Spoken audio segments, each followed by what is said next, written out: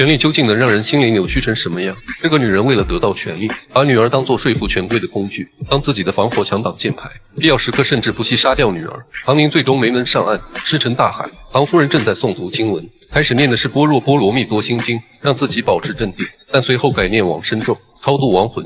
她流下眼泪，有为女儿死去的悲伤，有为自己的身不由己。上了权力的车，想回头已经不可能，但相比于换来的回报，一切都是值得的。院长夫人上门求和，或者说投降。你也知道，我们王院长他一生只注重清誉，不在乎权贵。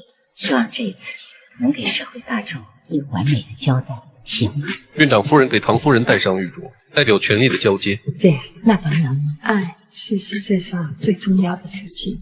唐人听见这句话后，笑容消失，真是讽刺至极。一面亲手杀死自己的女儿，一面高呼爱的伟大，自己是否会继唐宁后尘？为了平定舆论，转移大众视线，唐夫人为马可和林翩翩举办了一场盛大的冥婚，特助和县长夫人都到场，证明他们已经为唐夫人马首是瞻。唐真看着荒唐的一切，觉得可笑，笑他们阴阳两隔。可当他看到马可为林翩翩戴上婚戒时，他突然愣住了。林翩翩那张丑恶嘲笑的嘴脸再次出现，仿佛在说：“你看我死了都还能和他结婚。”一切尘埃落定，唐夫人淡定地画着画。电视里传来王院长落选的消息，一个男人出现在画面中，他正是王院长的对手，唐夫人的情人冯秘书长。他成功上位竞选了主席。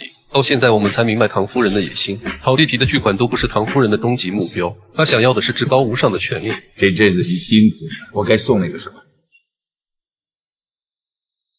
不用，人力足够了。我们来复盘一下唐夫人做的这个局。唐夫人从一开始就是为了帮冯上位，由于王院长声望高，只能靠打击抹黑。她早就知道秀山的地有环境问题，于是找来农会林议员，说服他挪用公款30亿买秀山的地。第一步有了资金，第二步便是拉王院长和大小官员入局，参与到弥陀计划中。第三步让家奴断中断以杀害林家，同时让记者干儿子曝光秀山有环境问题，犒劳众人，将30亿从海外洗了一圈后，在丽水买地。上面派来的署长是唐夫人的老熟人，在收到糖果暗示后，署长将案件的调查方向转向了情杀。由于马可的目击，唐夫人壮士断腕，做掉了断中断义，真凶已死，灭门案也就死无对证。但廖队长不听署长之意，唐夫人只好派唐宁说服他，再借报社的口曝光王院长等人参与炒地皮计划，让王院长深陷丑闻，自然没有竞选的优势，便能扶持老情人冯上位，可谓是滴水不漏。但俗话说得好，善恶到头终有报，不是不报，是后未到。